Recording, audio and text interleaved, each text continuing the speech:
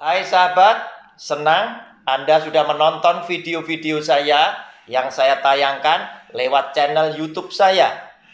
Saya percaya Anda sudah like, Anda sudah subscribe, sehingga setiap kali saya menayangkan video-video saya yang baru, Anda pasti tidak akan pernah ketinggalan. Jika Anda merasa diberkati lewat video-video saya, maka dengan kerendahan hati saya memohon, berkenanlah Anda share juga kepada keluarga-keluarga yang lain agar mereka juga mendapat berkat yang sama. Sengaja video-video saya isi dengan pelajaran-pelajaran Alkitab yang akan menjadi berkat bagi setiap keluarga yang mengikutinya. Mereka akan berhasil mengajar mendidik anak-anaknya menuju kepada kesuksesan, kebahagiaan, dan keselamatan yang Tuhan sudah siapkan. Oleh karena itu, jangan pernah tinggalkan video-video saya. Ikuti terus lewat channel YouTube Roni Suwono. Shalom.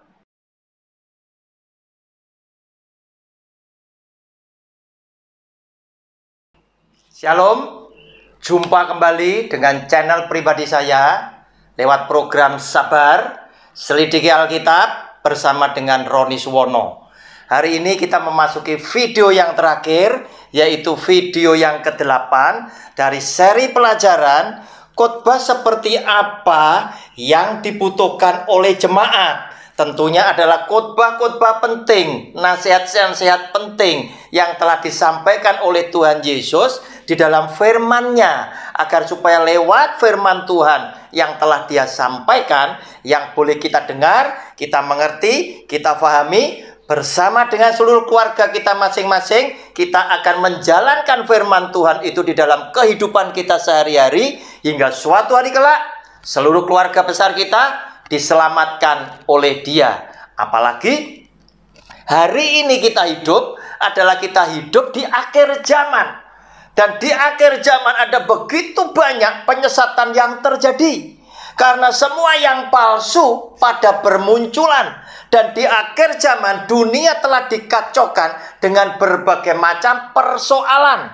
Ada begitu banyak permasalahan muncul di dunia oleh karena hawa nafsu antar bangsa yang saling berselisih satu dengan yang lainnya. Sehingga oleh karena itu, maka kedurhakaan dunia akan menjadi semakin besar dan banyak orang menjadi semakin berbuat dosa kepada Tuhan.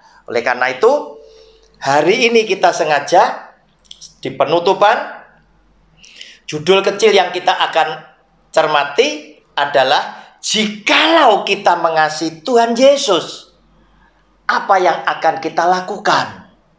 Nah, saudara, mari kita saksikan dulu pembacaan firman Tuhan dari Yohanes pasal 14 ayat 21 hingga ke 23.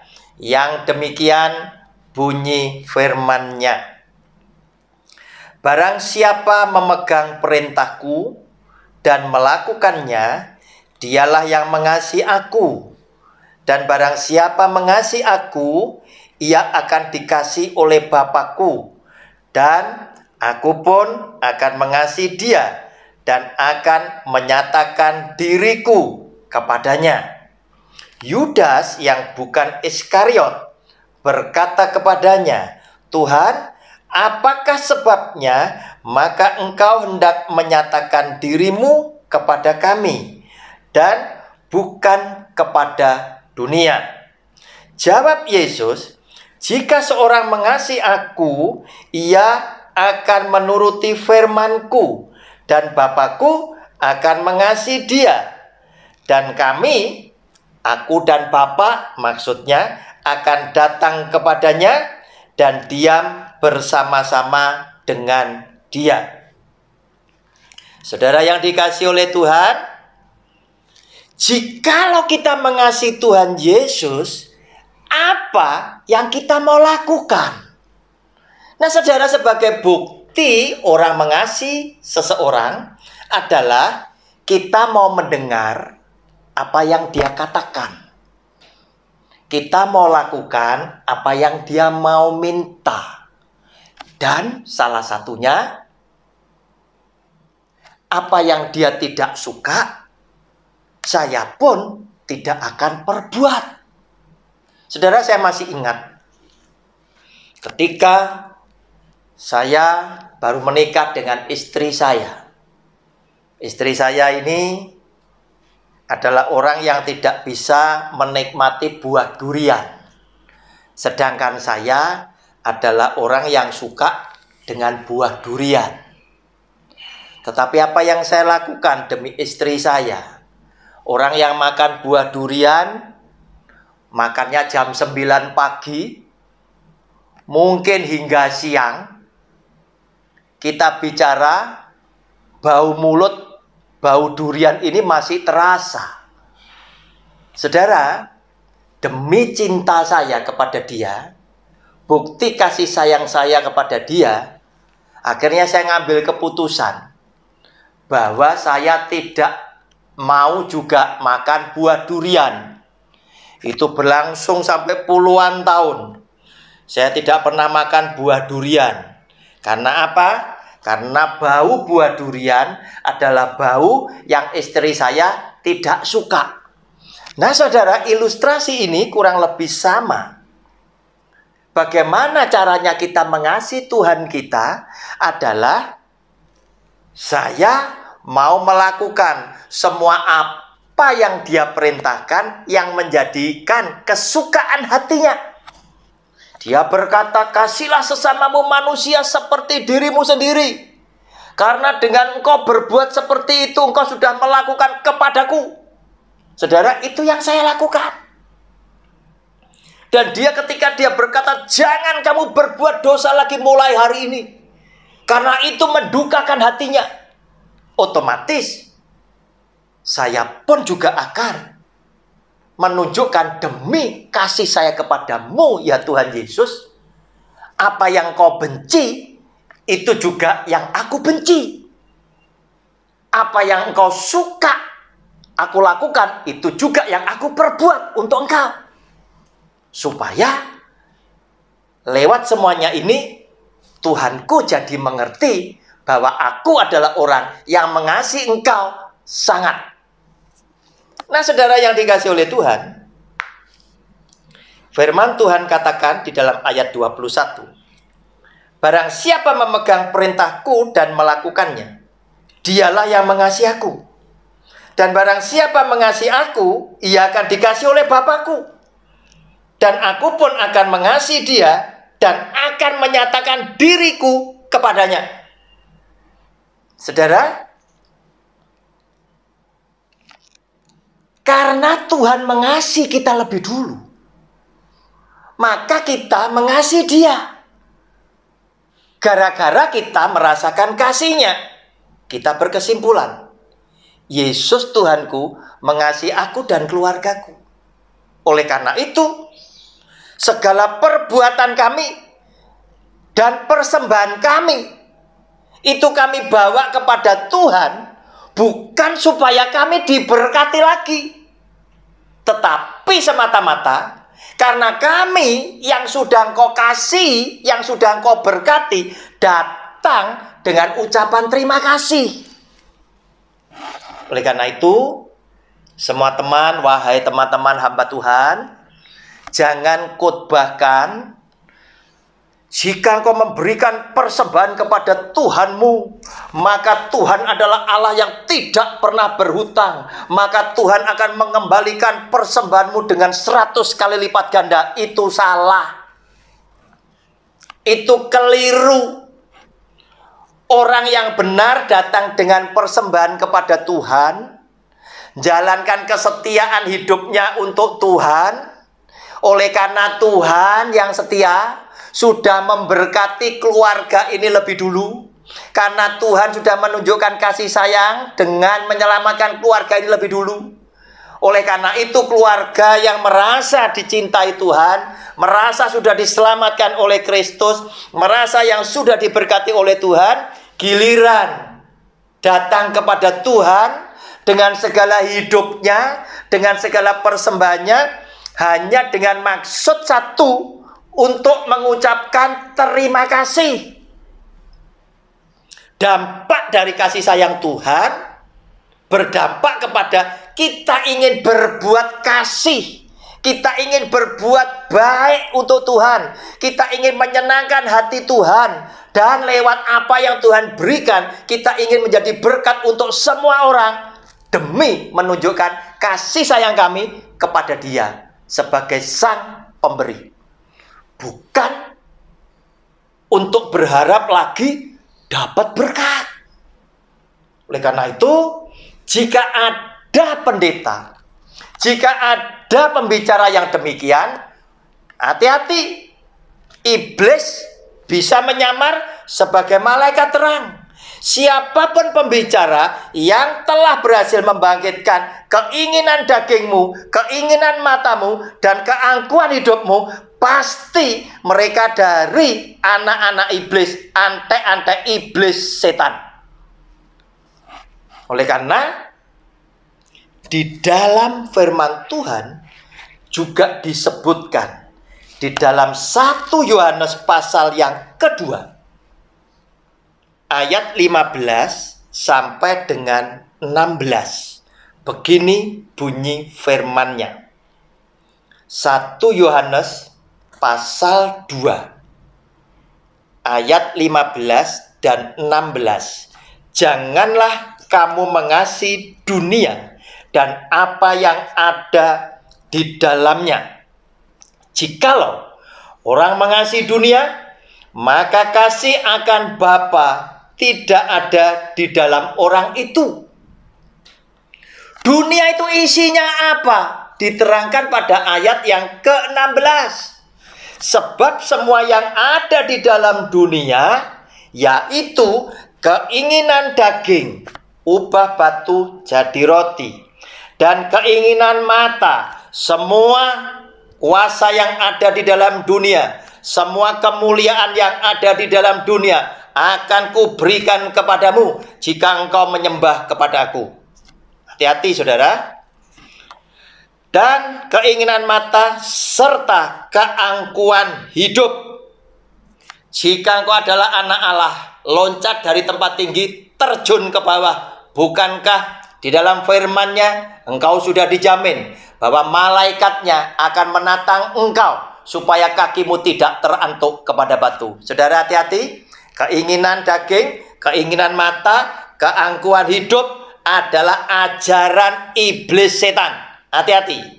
Jika ada pembicara yang telah berhasil membangkitkan keinginan dagingmu, keinginan matamu, dan keangkuhan hidupmu, pastikan itu bukan dari Yesus Kristus Tuhan kita, tetapi dari iblis dan anak-anak iblis. Hati-hati.